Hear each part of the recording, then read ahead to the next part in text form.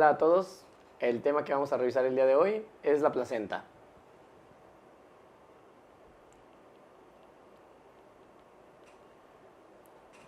Muy bien, primero tenemos que recordar que la placenta es un órgano transitorio que va a ayudar al producto en diferentes funciones para su desarrollo. Algunos libros lo pueden considerar como un anexo embrionario y otros manejarlo como un órgano aparte. Nosotros lo consideraremos como un órgano derivado de dos de nuestros principales anexos, que es el corión y el cordón umbilical, que al final de cuentas revisamos en otro video. Ahora, ¿cuáles son las funciones que tiene la placenta? La placenta tiene la función de proteger al producto, tiene una función protectora, tiene una función también secretora y tiene una función nutricional.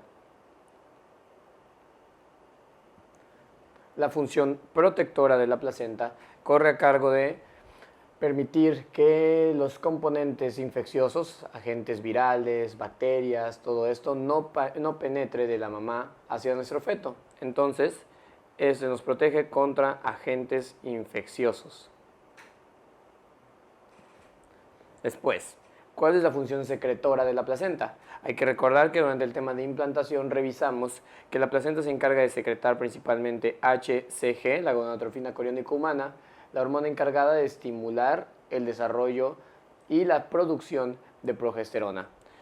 Además, tiene una producción endógena, esto es decir, propia de progesterona,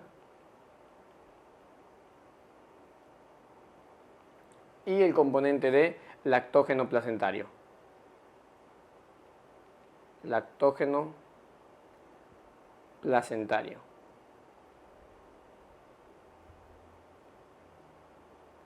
Muy bien, estas hormonas pues ya hemos revisado para qué nos ayudan. Hay que recordar, HCG es la hormona más importante para detectar embarazo y es la encargada de mantener los niveles de progesterona después de que el séptimo día se pierde la función por parte de LH. Finalmente tenemos la función nutricional de la placenta, que básicamente se basa en el intercambio de nutrientes de la mamá al feto, pero además por medio del intercambio de oxígeno. Entonces diremos que se encarga de la oxigenación del producto.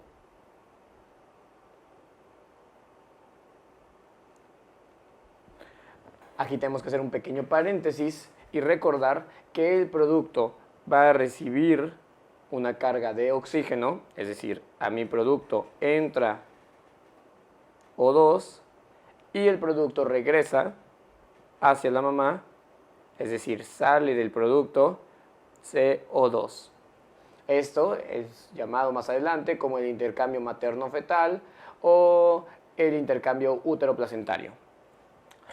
Algunas características importantes que tenemos que recordar de la placenta es que es un órgano discoide que pesa aproximadamente de 500 a 600 gramos, que su unidad más importante son los cotiledones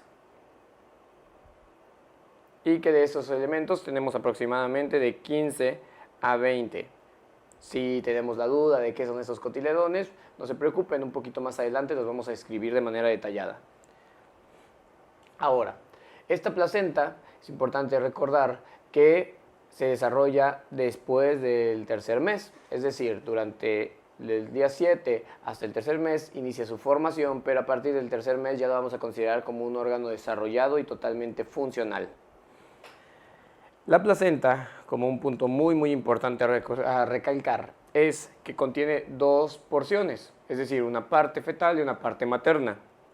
La mamá, la porción materna, contribuye a la formación de la placenta por medio de la decidua basal. Si recapitulamos un poco, la decidua basal es el componente del endometrio por el cual el producto se implantó, pero le llamamos ahora decidua dado que ya tiene un elemento implantado. Y el componente fetal de la placenta es las vellosidades coriales.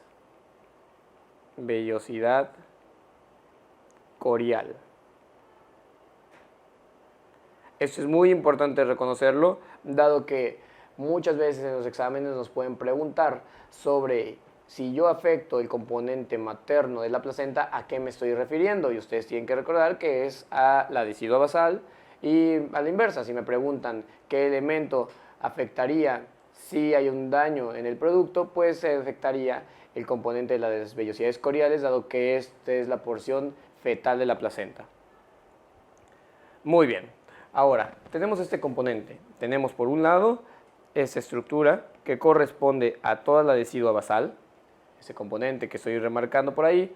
Tenemos también un producto que ya se implantó de manera correcta, es decir, un producto terminando la primera semana e iniciando la segunda, en el cual tenemos que resaltar algunas características importantes. Para empezar, este tejido que nosotros señalamos por acá se conoce como la placa trofoblástica.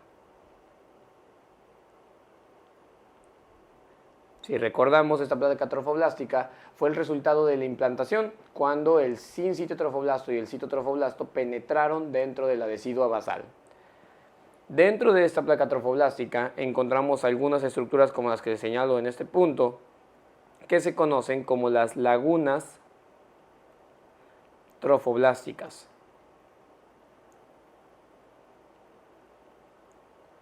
Estas lagunas trofoblásticas están llenas de sangre materna, pero hay que recordar que no existe un intercambio entre estos componentes.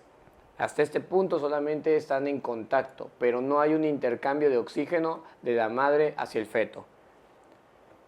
Y luego también tendríamos por acá los elementos de, si yo hago referencia a este de color negro, estoy hablando de el sinsitiotrofoblasto. Si hago referencia a este de color verde, estoy hablando del citotrofoblasto. Y si hago referencia a este de color rojo, les estoy señalando el mesodermo corial. Esto como un recordatorio, los tres componentes corresponden al corion. Por eso, cuando se desarrolla una vellosidad, pues le llamo vellosidad corial, porque está formada de sinsitiotrofoblasto, citotrofoblasto y mesodermo corial al final de su desarrollo. Muy bien. Ahora, ya conocemos más o menos este dibujo, ya sabemos, estamos un poco ubicados, entonces tenemos que comenzar con el desarrollo de esta placenta. Dentro de la placenta existen dos clasificaciones importantes. Una es la clasificación morfológica de sus vellosidades y otra es la clasificación funcional. La primera nos hace referencia a qué forma tiene esta placenta y qué elementos incluye, y la segunda nos hace referencia a la función que pudiera tener cada una de estas vellosidades. Todo el proceso de la formación de las vellosidades inicia como primer elemento con la confluencia de las lagunas trofoblásticas. Lo vamos a poner acá a manera de lista. Como punto número 1, confluyen las lagunas trofoblásticas.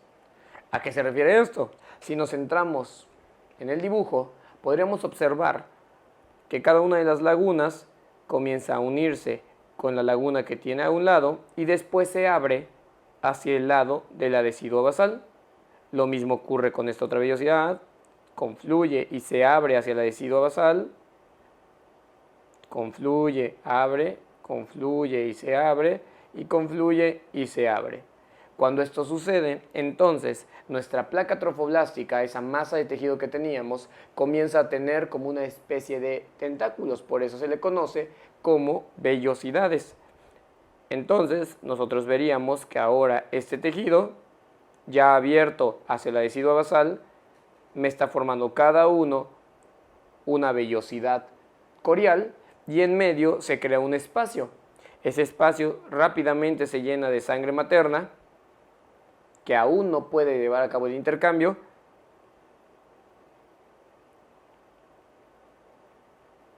y ese espacio se va a conocer como el espacio intervelloso, dado que está entre cada una de nuestras vellosidades. Entonces, recapitulando, después de la confluencia de las lagunas trofoblásticas, número 2, se abren hacia decidua basal,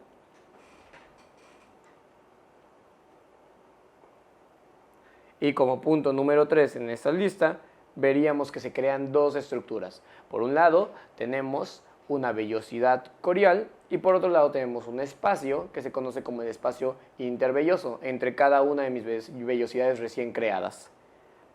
Entonces, aquí tendría formación de una vellosidad corial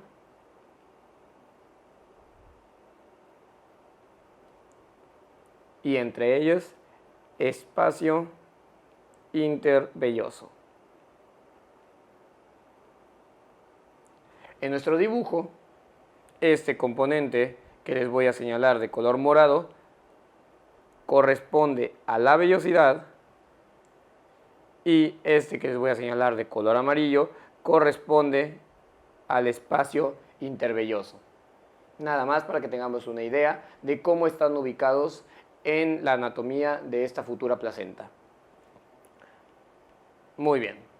Ahora, ya tenemos entonces vellosidades. Esas vellosidades tienen que madurar. Y vamos a comenzar primero con la clasificación morfológica de las vellosidades. Vamos a poner aquí clasificación morfológica. Recuerden, esto solamente nos hace referencia a la forma que tiene y a los elementos que contiene. Dentro de esta clasificación morfológica tenemos 4 diferentes estadios. El primero es como si yo hiciera un corte de tipo transversal en esta vellosidad, corto ese componente, ese tubo de tejido recién formado de manera transversal y después lo enseñamos, después lo exponemos, veríamos que tiene dos estructuras. Primero, por la parte externa, tenemos el componente de el sincitio trofoblasto y en la parte interna tenemos el citotrofoblasto. Son los únicos dos elementos que vamos a estar encontrando en esta vellosidad. Pero no hay que olvidar que en la parte externa de este componente está el espacio intervelloso, lleno de puros eritrocitos maternos cargados de oxígeno. Pero ese oxígeno aún no puede penetrar en la vellosidad, dado que esto es una masa de tejido. No hay una cavidad, no hay un vaso por el cual pueda meterse ese oxígeno. Si yo quisiera transportar el oxígeno de aquí, de este eritrocito materno, dentro de mi vellosidad, pues no se puede porque no hay a dónde entrar. Es una masa de tejido formada. Ya que entendimos esto, entonces, ¿qué elementos encontramos en la vellosidad primaria? Únicamente este componente que se conoce como sincitiotrofo o sincitiotrofoblasto. Y luego este tejido, este de color verde, que si recuerdan, hicimos referencia a citotrofoblasto. Todo este espacio que yo encuentro por acá correspondería a espacio intervelloso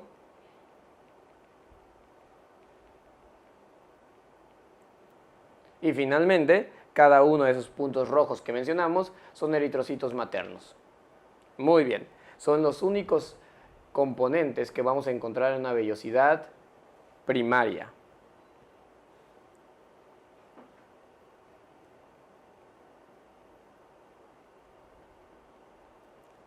Ahora, en este caso, esta vellosidad primaria, recordar, no es funcional.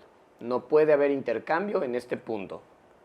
Pero ¿qué pasa después? Si nosotros recordamos nuestro dibujo, veríamos que existe también la capa de mesodermo corial. Y esa capa de mesodermo corial tiene que penetrar dentro de nuestras vellosidades recién formadas. Entonces, este tejido de color rojo comienza a invaginarse dentro de las vellosidades recién desarrolladas, vellosidades primarias, hay que recordarlo, y entonces va formando ahora el núcleo de esa vellosidad. Se va metiendo, como estamos viendo aquí en el dibujo, por toda esta región, Entonces les pido que tengan un poco de imaginación. Si yo hago un corte igualmente transversal como el que habíamos hecho en la vellosidad pasada, vamos a representarlo aquí, si yo corto esta vellosidad de manera transversal y ahora lo expongo, ¿qué componente se encontraría? Encontraría en la parte más externa, no ha cambiado, sigue siendo el mismo elemento, o sea, sin sitio trofoblasto. En la parte intermedia ahora encuentro una pequeña capa de citotrofoblasto por toda esta región. Y finalmente en la parte más interna o en el núcleo de esta vellosidad encontraría el mesodermo corial recién invaginado. Entonces ahora ya tengo 3 elementos importantes a considerar en esta vellosidad. No hay que olvidar que alrededor de esta vellosidad siguen existiendo los eritrocitos que están almacenados en el espacio intervelloso. Entonces, ¿qué elementos conforman este tipo de vellosidad? Vamos a describirlo. Punto número 1, no ha cambiado, entonces sin citiotrofo. Punto número 2, de color verde, citotrofo.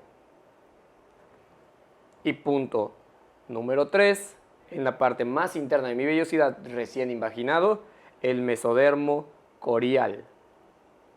Recuerden que este mesodermo corial también nos lo pueden referir como mesodermo indiferenciado, porque no ha dado sus elementos necesarios para formar este tipo de vellosidad. Y pues obviamente esto no ha cambiado, seguimos teniendo por todo este punto espacio intervelloso. Muy bien, ¿qué nombre recibe una vellosidad que al hacer un corte transversal encuentro sin sitio trofoblasto, citotrofoblasto y mesodermo corial? Sería una vellosidad secundaria. Perfecto. Y ya tengo entonces el segundo estadio en la clasificación morfológica. ¿Qué sigue? Ahora, recordando acá nuestro dibujo, les pido que se imaginen. ¿Hay algo más que pueda penetrar en estas vellosidades? La verdad es que no, porque si ustedes se dan cuenta, ya lo único que me queda dentro de este conceptus es esto, que es mi disco plano bilaminar, el que va a formar al producto. Entonces ya no queda ningún elemento que se pueda meter en estas vellosidades. ¿Qué me faltaría? Solamente diferenciar el mesodermo corial que acaba de penetrar. Por lo tanto, ahora veríamos que en el componente externo seguiría encontrándose sin citotrofoblasto. En la parte intermedia no ha cambiado, sigue habiendo citotrofoblasto. Pero la diferencia entre una vellosidad secundaria y la que estamos describiendo ahora sería que el mesodermo corial que ya se metió dentro de esta vellosidad adquiere sus 2 componentes importantes, o mejor dicho, se diferencia en sus 2 componentes.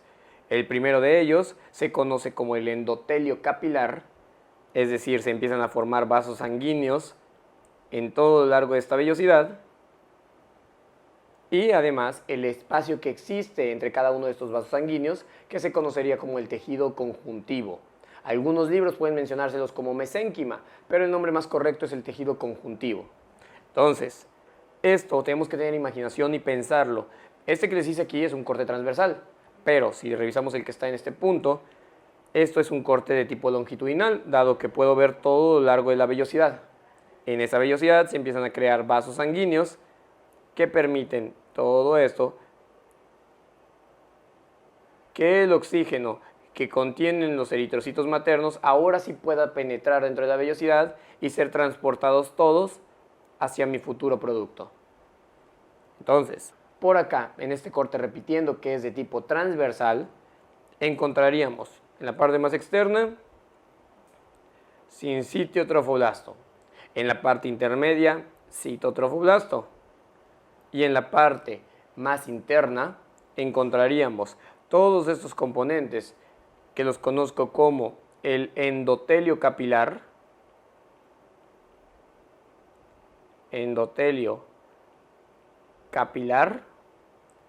y por otro lado el tejido que se encuentra entre este endotelio capilar, que sería el tejido conjuntivo.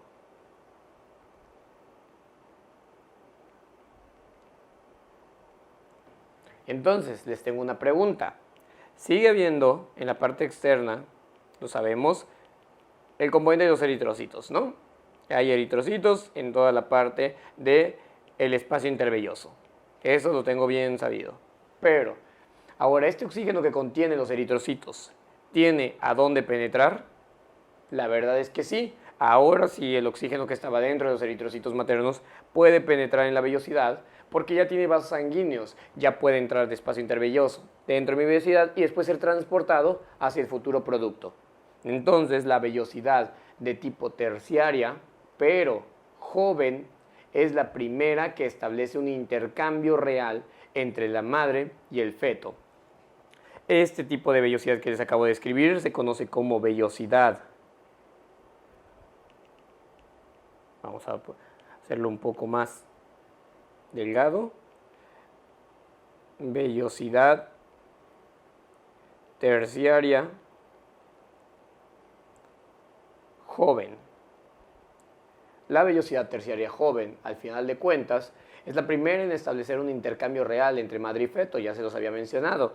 Ese intercambio, ese componente formado por 4 elementos, es decir, si yo quiero transportar el oxígeno que tienen estos eritrocitos dentro de la vellosidad, tiene que atravesar 4 diferentes capas, ¿verdad? Tiene que atravesar primero el componente de, punto número 1, sincitotrofoblasto. Punto número 2, citotrofoblasto. Y punto número 3, tiene que atravesar tejido conjuntivo para finalmente ya estar dentro de el endotelio capilar. Entonces, si yo hago referencia a las capas que tiene que penetrar el oxígeno para estar dentro de la vellosidad, son 4. Y esos 4 elementos se conocen en conjunto como la membrana o la barrera placentaria. Estos componentes que tengo por aquí, todos en conjunto, me forman barrera placentaria. ¿Qué es la barrera placentaria? La barrera placentaria son las capas que tiene que atravesar el oxígeno para estar dentro de mi vellosidad. Y realmente esta barrera placentaria o membrana placentaria es la encargada de desarrollar el intercambio materno-fetal. Intercambio materno-fetal. Muy, muy importante que lo reconozcamos de esta manera. Que sepamos que durante la vellosidad terciaria joven los elementos ya pueden penetrar, pero también ya pueden salir. Obviamente el producto ya puede dar también ese aporte de CO2 hacia el espacio intervelloso y la madre puede dar el aporte de oxígeno desde el espacio intervelloso cargado por los eritrocitos adentro de la vellosidad. Por lo tanto, vamos a poner aquí una especie de recordatorio en el cual decimos, por el componente materno, la mamá está haciendo que entre, obviamente, a la vellosidad oxígeno y el feto está haciendo que de la vellosidad salga CO2. Esto ya mencionamos, intercambio materno-fetal. Muy bien. Ya también entonces describimos vellosidad terciaria joven con sus 4 elementos muy importantes. Recuerden que es un error decir que la vellosidad terciaria joven contiene mesodermo corial, porque el mesodermo corial ya no se considera de esa manera, dado que ya se diferenció en sus 2 elementos importantes. ¿A qué hago referencia con esto? A que si en un examen, por ejemplo, les preguntaran qué elementos contiene la vellosidad terciaria joven y una de sus opciones es mesodermo corial, esa es una respuesta incorrecta, dado que tendrían que hacer referencia a que ya tiene endotelio capilar y tejido conjuntivo. Muy bien. Y si tengo una joven, pues tengo una madura, ¿no? Entonces, ahora tenemos la vellosidad terciaria madura. La vellosidad terciaria madura solamente es el siguiente estadio que presenta mi vellosidad anterior, es decir, mi vellosidad terciaria joven. Esto sería entonces que yo pensara que tengo parte más externa, el componente de sincitotrofoblasto. Eso no varía. En la parte periférica tengo puros componentes de eritrocitos maternos cargados de oxígeno dentro del espacio intervelloso, como ya lo habíamos mencionado. Pero la diferencia entre una joven y una madura es que, para empezar, durante la madura yo quiero aumentar la eficacia en intercambio materno-fetal. Quiero que sea más rápido y que pueda tener mayor aporte de oxígeno. ¿Cómo logro eso? Pues lo puedo lograr por medio de un proceso que se conoce como el adelgazamiento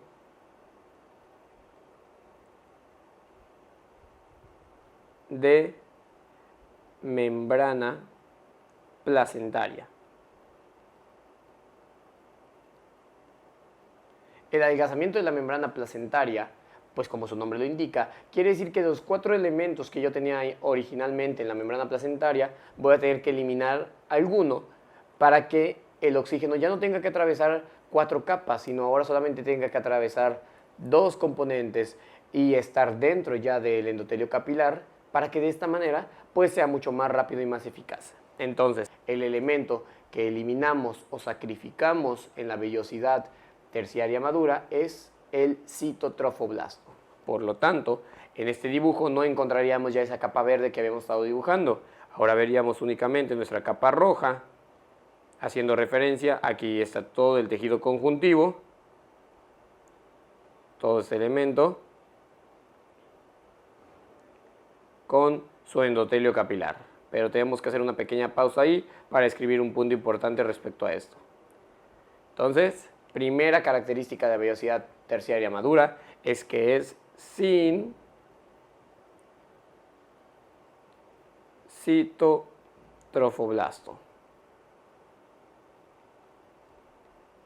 Ojo ahí, estoy diciendo sin citotrofoblasto, no estoy diciendo sin citotrofoblasto. ¿Ok? Es importante hacer esa diferencia. Ya dijimos, no tiene esa capa, por lo tanto es más eficaz. Además, el endotelio capilar o los vasos sanguíneos ahora se desarrollan pero en la periferia, muy cerca del sin citotrofoblasto. ¿Para qué? Pues obviamente para permitir que los elementos del O2, el oxígeno, pueda penetrar mucho más rápido. Hagamos el ejemplo. Imaginemos que este punto azul es una molécula de oxígeno. Esa molécula de oxígeno se encuentra dentro de este eritrocito. Cuando yo quiero que penetre dentro de la vellosidad, pues va a tener que atravesar primero el sin citotrofoblasto, después tal vez una pequeña capa o ninguna de tejido conjuntivo para terminar dentro de mi vaso sanguíneo, es decir, mi endotelio capilar. Y de esta manera ya está dentro y ya se puede ser transportado. A la inversa, imaginemos que este pequeño punto morado, ese componente que ustedes ven por ahí, sea un elemento de CO2, pues solamente tiene que atravesar una pequeña capa de tejido conjuntivo, después sin citotrofoblasto y ya se encuentra en el espacio intervelloso. Y de esta manera estoy sacando el CO2 de mi producto. Muy bien, entonces, segunda característica importante es que contiene endotelio capilar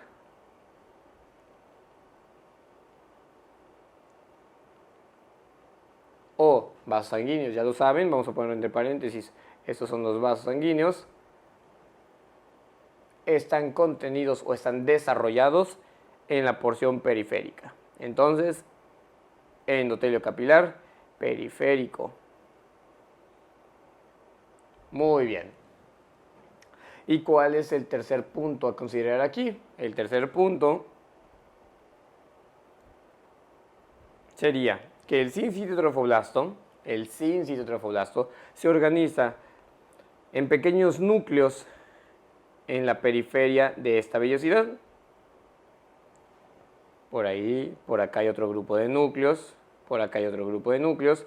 Este grupo de núcleos se conoce como nódulos sincitiales, hace referencia a que vienen del sin citotrofoblasto, de ahí su nombre. Y esos componentes van a estar representados en la periferia de las vellosidades coriales de tipo terciaria madura y es el elemento más característico al momento de que vemos un corte histológico de este tipo de vellosidades. Entonces recuerden siempre buscar también nódulos sincitiales.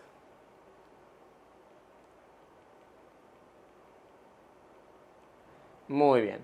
Entonces, ¿cuáles son las tres diferencias que existen entre una vellosidad terciaria joven y una vellosidad terciaria madura? Punto número 1, sin citotrofoblasto. Sin citotrofoblasto. Entonces, aquí nosotros tenemos que acordarnos que ese componente es para aumentar la eficacia del intercambio materno-fetal. Punto número 2, el endotelio capilar, o sea, los vasos, también están en la periferia porque quiero que sea mucho más eficaz ese intercambio. Y punto número 3, encuentro nódulos sincitiales por ahí presentes. Solamente vamos a completar el dibujo poniéndole dos nombres. Teníamos primero sincitiotrofoblasto. Teníamos también el componente de tejido conjuntivo. Encontramos endotelio capilar.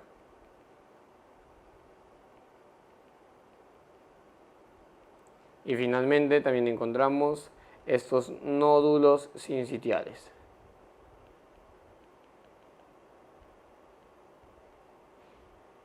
Mi siguiente pregunta lógica sería, ¿esta vellosidad tiene membrana placentaria o no? La respuesta es que sí, solamente que la tiene adelgazada. ¿Cómo adelgazada? Pues porque le quité el citotrofoblasto. Muy bien, estas 4 vellosidades son los componentes más importantes de la clasificación morfológica de estas vellosidades coriales. Entonces, tenemos vellosidad primaria que solamente tiene sincitio y citotrofoblasto. Tenemos vellosidad secundaria que tiene sincitiotrofoblasto, citotrofoblasto y mesodermo corial indiferenciado. Tenemos vellosidad terciaria joven que contiene sincitiotrofoblasto, citotrofoblasto, pero ahora el mesodermo corial se diferencia en endotelio capilar y en tejido conjuntivo. Ahí se establece la membrana placentaria y realmente inicia el intercambio materno-fetal. Por lo tanto, es la primera vellosidad funcional. Finalmente, tenemos también la vellosidad terciaria madura, que la vellosidad terciaria madura contiene sincitiotrofoblasto, tejido conjuntivo y endotelio capilar. Recordar que como quiero que sea más efectiva o más eficaz al momento de estar haciendo el intercambio, elimino el citotrofoblasto y de esta manera los elementos pasarán mucho más rápido. Muy bien, esta fue la clasificación morfológica de las vellosidades. Ahora vamos a hablar de la clasificación funcional. ¿Para qué me sirven estas vellosidades? Vamos a ponerlo por acá. Sería clasificación funcional de las vellosidades. Esto, pues obviamente, como su nombre lo indica, es qué función tienen las vellosidades dentro de la placenta. Entonces, esta es más sencilla, en teoría, porque solamente tenemos dos elementos. Tenemos, por un lado, el componente de la vellosidad troncal y la vellosidad libre. La vellosidad troncal tiene como función permitir la fijación de la placenta hacia la decidua basal, que no se pueda desprender. Y la vellosidad de tipo libre tiene la característica o la función de permitir el intercambio gaseoso mucho más efectivo, es decir, que sea muy importante el aporte de oxígeno. Esto no quiere decir que la vellosidad troncal no pueda participar dentro de este tipo de intercambio, simplemente estamos diciendo que es mucho más efectivo por parte de la vellosidad libre. Vamos a apuntar esto por acá y decimos, primero hay una vellosidad de tipo troncal y tenemos también una vellosidad de tipo libre. La vellosidad troncal tiene la morfología, ojo aquí con lo que estoy diciendo, la vellosidad troncal tiene la morfología de una vellosidad terciaria joven. Es decir, contiene todos los elementos de esta vellosidad. Contiene sincitiotrofoblasto, contiene citotrofoblasto, tejido conjuntivo y endotelio capilar. Este endotelio hay que recordar que es el encargado de permitir el acceso del oxígeno dentro del componente. Endotelio capilar. Y por otro lado, hay que recordar que esta vellosidad, ¿cuál es su función? Su función específica es permitir la fijación o el anclaje de la placenta. Su función es fijar, por eso se llama vellosidad troncal, porque es como un tronco, es fuerte y no permite que se desprenda. Por otro lado, tenemos la vellosidad libre. La vellosidad libre tiene la morfología, otra vez les pido que pongan atención en esto, la vellosidad libre tiene la morfología de una vellosidad terciaria madura. ¿Por qué? Porque al decir libre quiere decir que quiero que sea mucho más efectivo su intercambio y por eso esta vellosidad terciaria madura, pues recordar que es la más efectiva y que ya no tiene citotrofoblasto. Entonces solamente vamos a tener sin sitio trofo, sin sitio, tejido conjuntivo y endotelio capilar.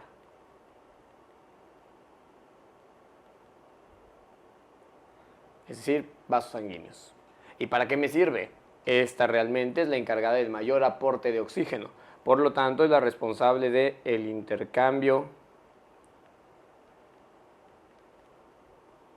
materno-fetal.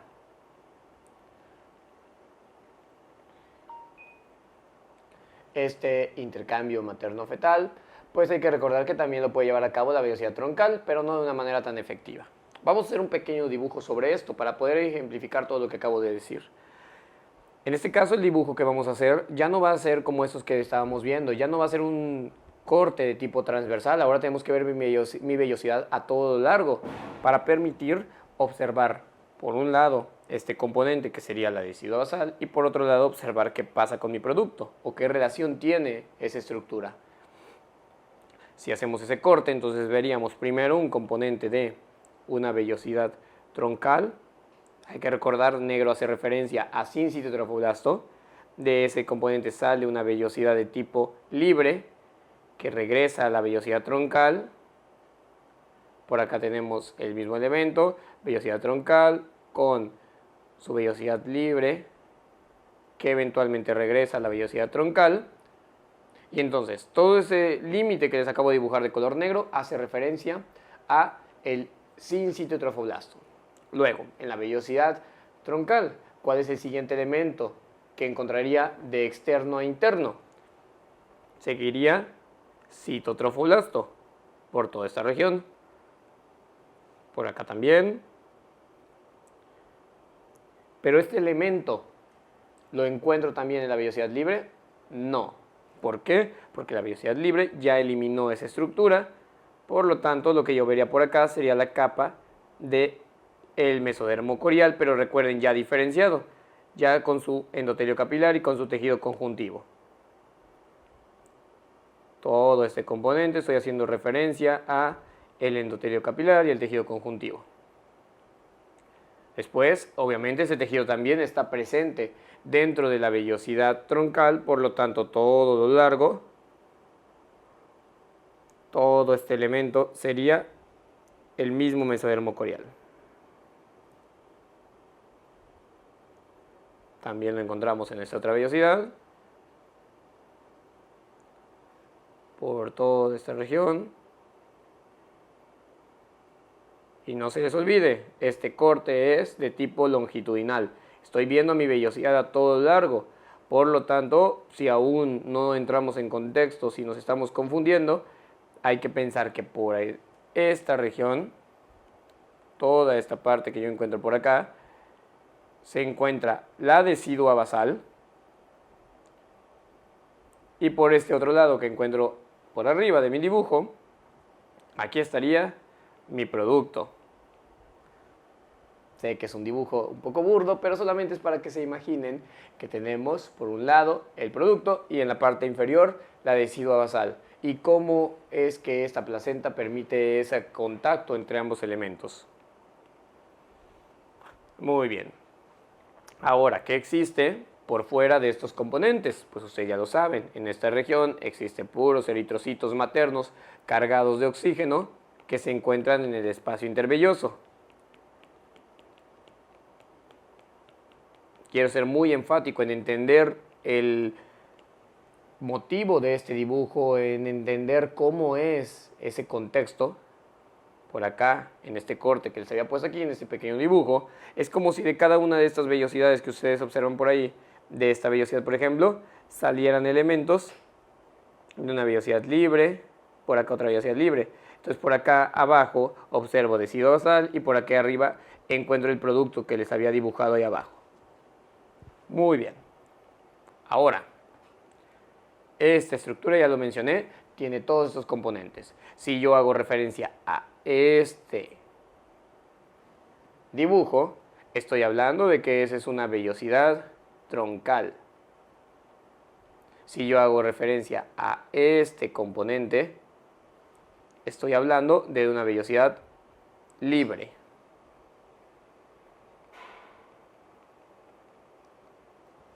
Muy bien. Claro que tenemos que recordar qué elementos tiene. Troncal es una vellosidad terciaria joven y vellosidad libre es una vellosidad terciaria madura. Muy bien. Obviamente, en este componente ya salieron los vasos sanguíneos, ya salió el endotelio capilar. Esa estructura, pues son vasos que discurren o van a todo lo largo de estas vellosidades y se encargan de transportar oxígeno y de sacar CO2. Obviamente también hay vasos sanguíneos por aquí.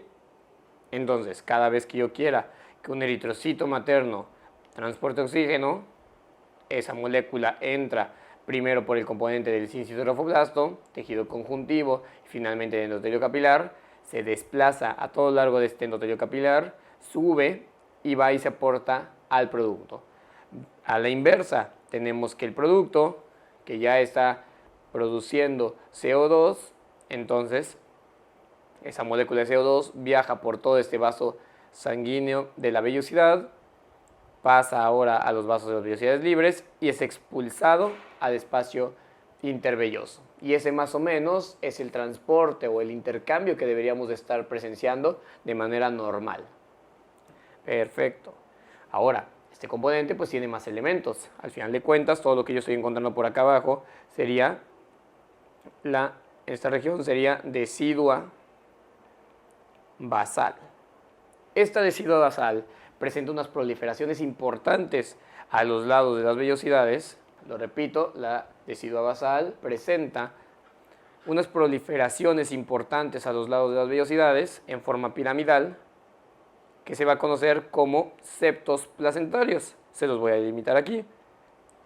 Este crecimiento importante sería un septo placentario, este otro componente sería otro septo placentario y ambos son elementos desarrollados a partir de la decidua basal. Le ponemos un nombre, septo placentario. Muy bien. Tengo también este elemento que queda por acá, que sería espacio intervelloso. Sería espacio intervelloso y tenemos ya todos los elementos por ahí. Ahora, esta mujer está presentando una elevación muy importante en los niveles de progesterona. La progesterona está muy elevada en este punto. Por lo tanto, esta progesterona va y actúa directamente sobre el citotrofoblasto. Ponemos aquí un aumento importante de progesterona.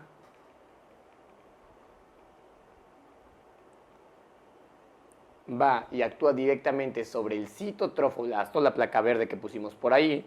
Y entonces veríamos que ese citotrofoblasto empieza a penetrar dentro de la decidua basal a manera de raíces de este tronco. Entonces empieza a formar una pequeña placa en esta región que se va a conocer como la placa o concha citotrofoblástica, dado su origen. Vamos a repetir esto que acabamos de mencionar. El componente de la progesterona va y actúa sobre el citotrofoblasto. Cuando actúa sobre el citotrofoblasto se crea una especie de raíz, una especie de placa que se va a conocer como placa citotrofoblástica. ¿Cuál es la función de esto? Que al momento de yo traccionar la vellosidad no se va a desprender, dado que tiene una especie de ancla o raíz en la parte inferior. Pero es importante que recordemos que esta placa o esta concha citotrofoblástica no penetra más allá de la decidua basal, dado que las células deciduales que están en este componente se encargan de delimitar su crecimiento.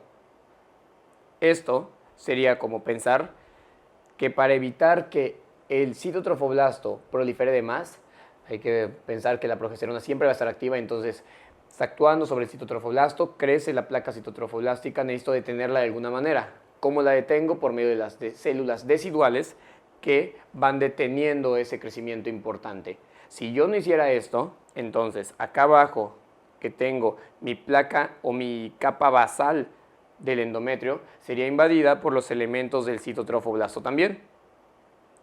Y obviamente esa placenta, al momento de que mi producto nazca, no se va a desprender. Tenemos que ir a hacer un legrado, raspar esa región para poder eliminar el exceso de citotrofoblasto que quedó por ahí. Entonces, hay que recordar que los altos niveles de progesterona van a actuar directamente sobre el citotrofoblasto y van a formar una placa o concha citotrofoblástica.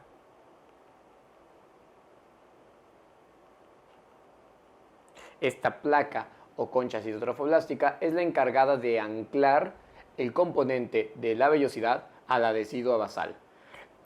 Y por favor no se olviden de que esta placa citotrofoblástica detiene su crecimiento gracias a la acción de las células deciduales, que actúan como una especie de escudo que no permite que el citotrofoblasto penetre más allá de lo que debería. Si esto llegara a ocurrir, si el citotrofoblasto penetrara más de la capa funcional del endometrio, es decir, de la decidua, lo que pasaría es que al momento de que el producto nazca no se puede desprender esa placenta y se tendría que llevar a cabo un proceso para desprender esos componentes de vellosidad. Muy bien, entonces ahora ya tenemos todos estos elementos. Si yo veo de un septo placentario hasta otro septo placentario, lo puedo considerar un cotiledón que contiene septo placentario, espacio intervelloso, vellosidad troncal y vellosidad libre. Esos 4 elementos me están conformando estos cotiledones que, si se acuerdan, al principio del video mencionamos que tenemos de 15 a 20 cotiledones. Muy bien. Este dibujo detallado como lo estamos viendo, podemos alejarlo un poco, podemos irnos un poco más afuera de nuestra imagen y pensaríamos entonces que existe septo placentario, septo placentario, septo, septo, septo, septo. Aproximadamente de 15 a 20 que se continúan a la parte inferior y que hacen contacto por acá con la capa basal del endometrio. Esta estructura al final de cuentas, este componente que vemos por acá abajo, capa basal y todo lo demás que nosotros podemos observar por aquí, pues obviamente está haciendo referencia a la capa de la decidua basal. Después, a cada uno de estos componentes de septos placentarios ya sabemos que va a estar delimitando un cotiledón y que le corresponde una vellosidad troncal.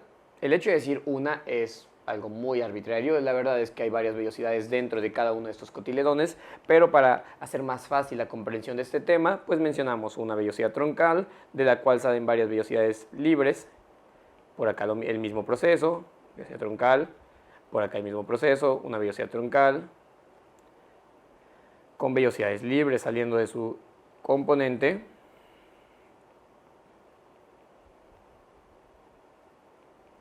Y entonces, es exactamente el mismo dibujo, solamente que un poco más alejada de la imagen.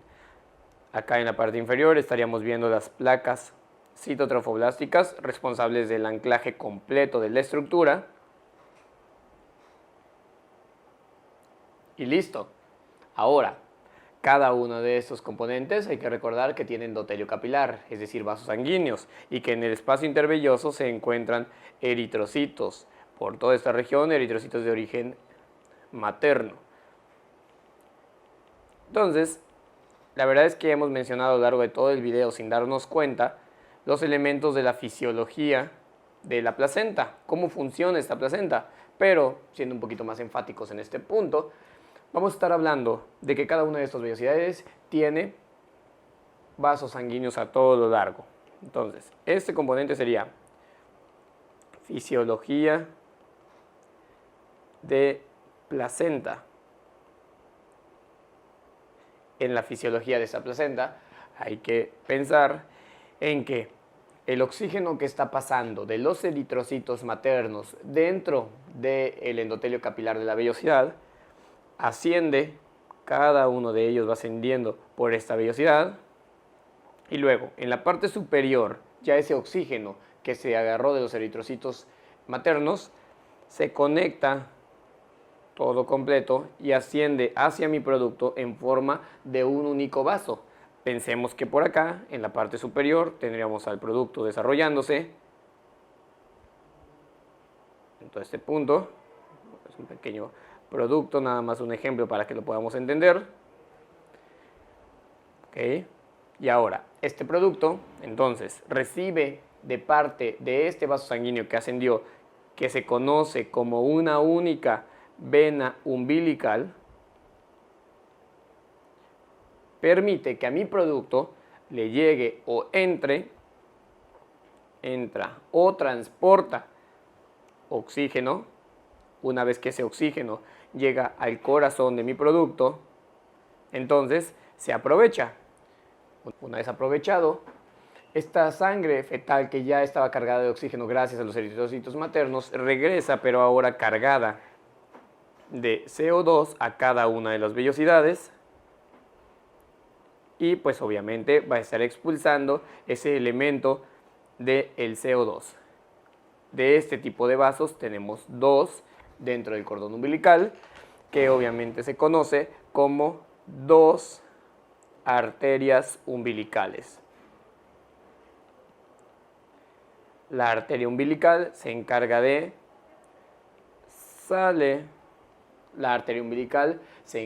de sacar el CO2 que se estaba produciendo de mi producto. Entonces, si nos preguntan en los exámenes, tendríamos que decir, el oxígeno asciende al producto a través de la vena umbilical. Esta vena umbilical lleva la sangre hasta el corazón la distribuye por todo el cuerpo del producto. Una vez aprovechado el oxígeno, regresa ese sangre, pero ahora ya es oxigenada, cargada de CO2, que sale del producto a través de dos arterias umbilicales que redistribuyen toda esa sangre y CO2 a cada uno de los espacios intervellosos.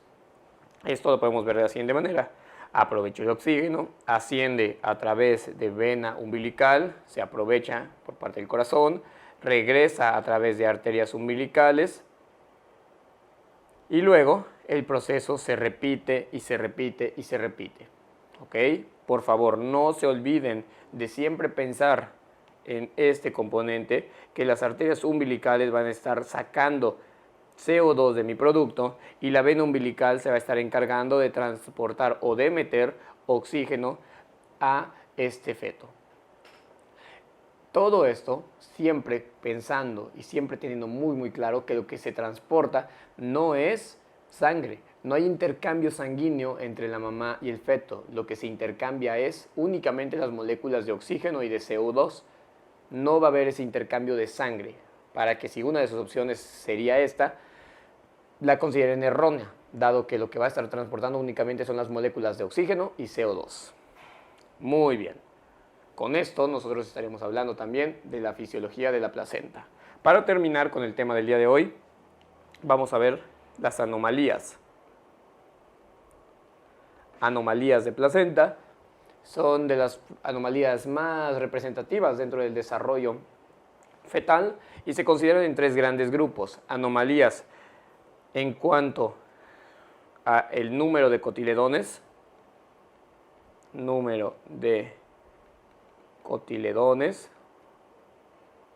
anomalías en cuanto a la inserción del cordón umbilical,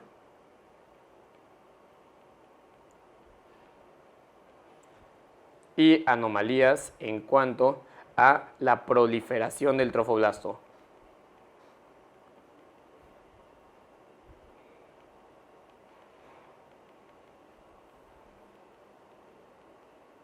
Muy bien, hablando primero de las anomalías en cuanto al número de cotiledones, lo normal es que la placenta tenga aproximadamente de 15 a 20 cotiledones. Y aquí hay dos tipos de anomalías. La primera de ellas se conoce como anomalía de placenta bipartita, en la cual el número de cotiledones es normal, pero están acomodados en dos grupos que asemejan o me hacen pensar a mí como si fueran dos placentas, pero la verdad es que es una sola pero acomodada en dos grandes grupos. Esto sería como en esta región tengo, por ejemplo, 15 cotiledones. Acá tengo, no sé, por ejemplo, 4 cotiledones, un cordón umbilical saliendo únicamente de una placenta. Este número es normal, pero yo pensaría que aquí son 2 placentas. ¿Por qué? Por el acomodo. Al final de cuentas, esta anomalía no tendría que traer mayor problema, solo pensar en esa confusión que pudiera haber en cuanto a 1 o 2 placentas. Entonces, placenta bipartita, vamos a mencionar número normal de cotiledones,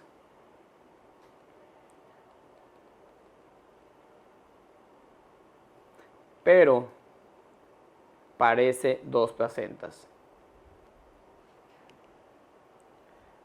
Pero parecen 2 placentas. Muy bien. Tenemos otra anomalía que se conoce como placenta subcenturiada. Aquí lo característico es que también parece como si fueran 2 placentas, pero la diferencia es que en esta sí hay un número anormal, un número extra de cotiledones. Entonces, si nosotros vemos una placenta acomodada en 2 grandes grupos, pero en esta tengo, por ejemplo, 10 cotiledones y en esta tengo 18 cotiledones, entonces este número obviamente ya no es normal y por lo tanto esto me da una anomalía de placenta subcenturiada. ¿Qué me van a decir a mí para preguntar esto? Sería que en la placenta subcenturiada hay un número anormal de cotiledones.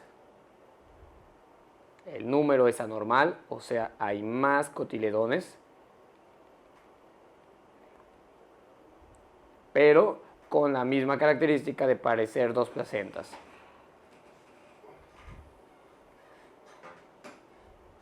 Muy bien, y con eso tenemos las 2 anomalías del número de cotiledones.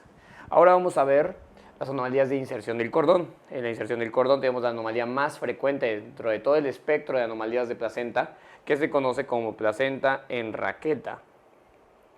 Cuando nosotros hablemos de placenta en raqueta, no es otra cosa más que el cordón umbilical insertado en la periferia.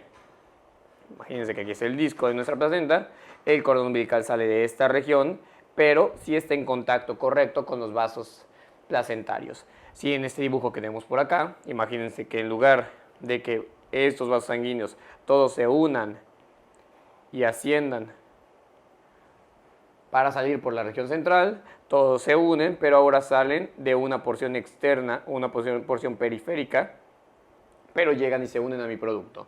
Entonces esto se conoce como placenta en raqueta. La palabra clave en esto sería el cordón umbilical, cordón en periferia. Pero recuerden, está bien insertado dentro del cuerpo de la placenta. Y tenemos otra anomalía que se conoce como inserción velamentosa. Velamentosa de cordón umbilical. La inserción velamentosa del cordón umbilical es una anomalía muy preocupante, dado que el cordón umbilical está insertado en el apnios. Entonces, al momento de traccionar, por mínimo que sea este cordón umbilical, pues permitiría un desprendimiento de la placenta. Entonces, vamos a ponerlo por acá. En la inserción velamentosa del cordón umbilical, sabemos que este cordón está insertado en apnios. Muy bien. Y finalmente, las anomalías en cuanto a la proliferación del trofoblasto. Cuando yo hablo de este tipo de anomalías, quiere decir que el trofoblasto se metió más de lo que debería dentro de la decidua basal. Si yo no hago referencia hasta dónde llegó, lo conozco como un acretismo placentario. El acretismo placentario solamente me hace referencia a que el trofoblasto proliferó de más, pero no sé hasta qué punto. O, en caso de saberlo, no soy específico hasta qué punto. Entonces, tenemos diferentes niveles en cuanto a la gravedad de esto. La primera se conoce como placenta acreta, en la cual en placenta acreta el trofoblasto proliferó hasta la capa basal del endometrio. La anomalía que veíamos arriba cuando hablamos de la concha citotrofoblástica y todo esto, bueno, en este caso es como el nombre correcto que debe de recibir. Trofoblasto prolifera hasta capa basal. Sería como en el dibujo que tenemos aquí arriba, como que esta concha sigue creciendo y ahora invade también el componente inferior, la capa basal. Luego, una anomalía un poco más grave dentro de este mismo espectro de acretismo placentario. Ahora veríamos otra anomalía que se conoce como placenta increta. Placenta increta sería trofoblasto, que ahora llegó hasta miometrio. Trofoblasto penetra hasta miometrio.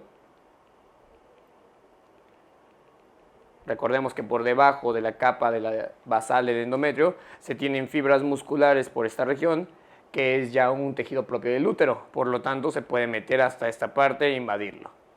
Y finalmente tenemos la anomalía de placenta percreta, en la cual el trofoblasto va a llegar hasta la capa más externa del útero, que sería el componente del perimetrio. Puede llegar hasta el perimetrio, inclusive hasta vísceras adyacentes, como la vejiga, como asas intestinales, como el componente del recto. Entonces, en placenta percreta es la anomalía más grave dentro del acretismo placentario y sabemos que el trofoblasto se encuentra, trofoblasto, en perimetrio, además de vísceras adyacentes y o vísceras adyacentes.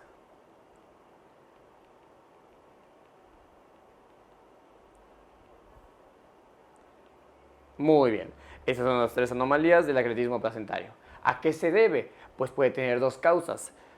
Una causa hormonal muy sencilla que podemos pensar, en la cual sería a los altos niveles de progesterona, que estimulen de más la concha citotrofoblástica y que este tejido penetre más, altos niveles de progesterona,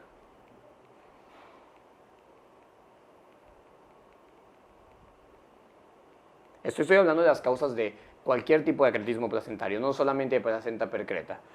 Y otra causa importante que puede ser un fallo o una disfunción de las células deciduales. Recordemos que eran las encargadas de tener el crecimiento de la placa citotrofoblástica. Por lo tanto, si fallan, permiten que el citotrofoblasto penetre de más y esto me daría un acretismo placentario. Entonces, la segunda causa de acretismo placentario puede ser disfunción de células deciduales, que no detengan el avance del citotrofoblasto y que se lleve a cabo esta anomalía. Disfunción de células deciduales. Por favor, consideren estos dos tipos de causas dentro del espectro del acretismo placentario. Muy bien, y con esto terminamos la presentación de nuestro tema de placenta.